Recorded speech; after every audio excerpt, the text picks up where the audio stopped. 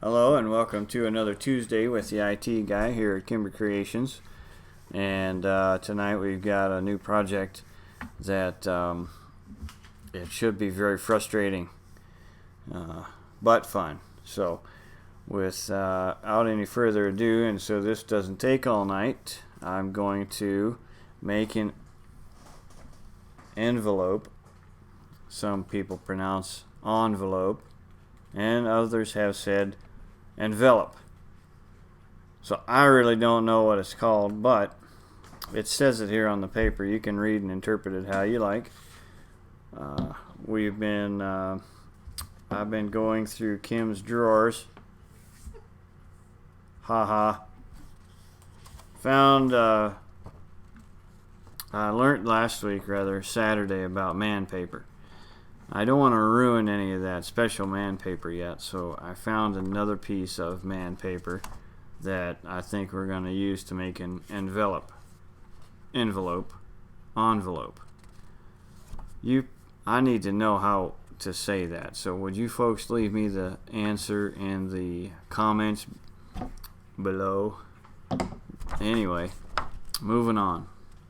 This is a 12 by 12 sheet of paper, and the card I happen to be going to put in my envelope is one that I have gotten from my fans, and it happens to be an A2 size, which I didn't know what the heck that meant. I'm sorry, what the heck that meant, until I learned that this envelope punchboard cheat sheet has the sizes on it for me. So I'm not sure who makes this thing. We Are Memory Keepers, I think, is the name that's in the corner of the. I don't know if you can see it or not, but you can't see it. Right there is the logo. Who knows? Anyhow, moving on with my A2 envelope. My card is a certain size, and I lost my place here. That's not it.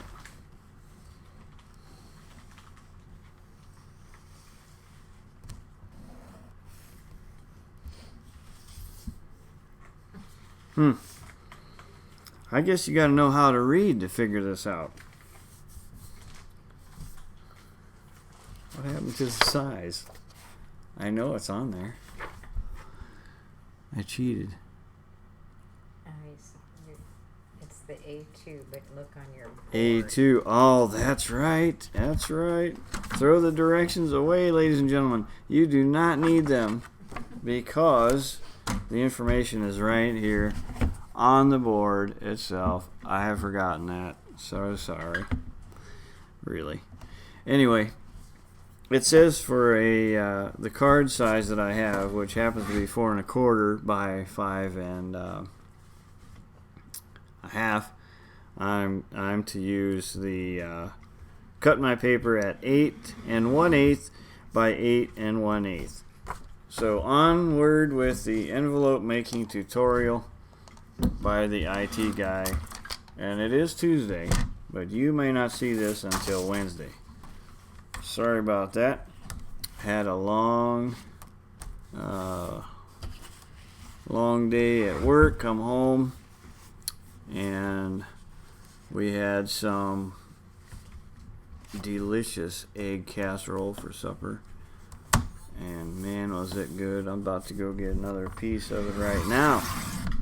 It had bacon, onion, as some of the professional people say it, onion, green peppers, bacon, cheese, and bacon. Did I say bacon? It had bacon. Oh man, was it good. Anyway, I got to fry up the bacon and test a piece out or two before actually eating it, and it was excellent. Now there's something important about this first step that I forget. It says here on my paper or plastic that I am to do my first score line at 3 3/4 of an inch. So I line up my paper to 3 3/4 of an inch. I'm supposed to punch. And then, oh crap, I forgot to get the butter knife out. Somewhere is the score thing. Where's the score thing at? Oh my gosh, this is difficult. Don't push too hard. Oh, don't push too hard because you rip it. Now, I can put the measurement away. And you can't see that, but I can. Oh, there it is. I'm supposed to line that line up with this little ear or tail. I don't know what you call that thing. Pointer? Wait a minute. Right here. Right there. So we see that it's lined up perfectly. We punch and then score again. Somehow you can't see the score mark, so how in the world are you supposed to know? Maybe it's right in line with that piece mark they put right there. Alright, so again, all four corners, all four centers will get lined up and scored. Woohoo! Go team, right? Oh. Anyway, I'm pretty sure that this is going to turn out wonky. So, You have to come up with your own name. I know, I can't use that. I can't use someone else's term anymore. I got to come up with my own. I'm pretty sure this is going to come out messed up. How about that? But, maybe not. Now, this board is so cool, this envelope punch board, that if you want to, you can put the corners of your 8 1/8 sheet of paper right in here, and guess what happens? It rounds it off. Isn't that just the coolest thing you ever saw? Okay, maybe not, but it's pretty nifty. The key is not to hurry or be nervous because you're on video doing this stuff. Then it'll come out just right. Now, we're done with scoring. For now, anyway. Haha. And it's time to fold. I think. There's not really a particular order that you gotta start in, I don't believe. Although, if you take a look at the way your paper goes, you want the envelope to make sense. And it just so happens that there is a top to this thing, and this is my top. So I'm going to pray that it's right because I'm getting the look. If you know what I mean. I've got the look. Don't listen to him. He's From the not. professional over there who's not coaching me at all. And let's see just what happens if we do it my way. Hot dog, look at that. It looks like an envelope. Ladies and gentlemen, we have an envelope. No offense meant to those who speak that language. Alright, it worked. I'm amazed that somebody smart enough to make this tool even I can use it. So this little trick here I stole from another crafter in the house. It just makes your edges that much more crisp. And you want crisp edges on an envelope. There's nothing worse than getting an envelope and having it be ruffled up. Most of the time, I know it's the mailman's fault. At least in this case, it will be. So check out the design of my envelope. Of course, there's always fancy things you can do. If I had the appropriate matching, if this were my finished product, which it's not, it's just a tutorial, I would probably dress this with some washi tape and really make it fancy. But we're just going to go through the tutorial on a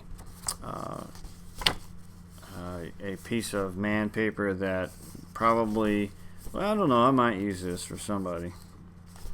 I really, if you know the truth, I really wanted it to come out this way when it's sat like that, but you know, I'm just still learning, so I suppose if I were to refold it 100 more times it would come out that way. But you notice that little lip right there, we can either cut that off with some scissors, which I think I'm not allowed to use yet, or we can keep it simple and fold it over.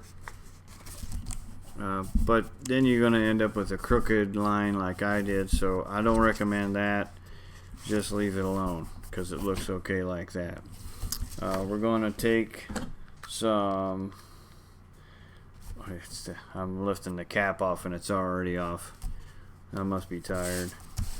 We're going to take some tape with our tape runner and make sure we get it on the envelope, inside of the envelope, so that it actually does something when we fold it over. And we're going to push it firmly to get that tape to adhere itself, that's not a word, to stick to the other flaps of the envelope. And as you can see, voila, we have a custom 8 1/8 by 8 1/8 envelope for a piece of card base that I have yet to decorate. So with that, ladies and gentlemen, you now have the ability to make your own envelopes. No sense in going to the Dollar Tree or Family Dollar or Dollar Store or however many others there are. You can now make your own envelope that really fits nice. I'm impressed. I can't get over how good this turned out. See, here's why you want to cut that little thing off, so you're not stressed out when you're trying to shove your card in there. And there it goes. Ta-da! My card's in there. I can address it, put the stamp on it, and mail it just like that. And I didn't have to pay anybody for a silly envelope. Alright, folks, once again, that is Envelope Punch Board, making your own paper envelope tutorial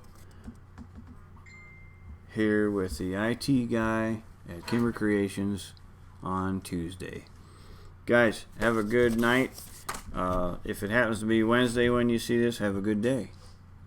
And please like and subscribe to the videos below. If you're not already a member of the channel, please join in. We'll have a lot of fun together. Take care.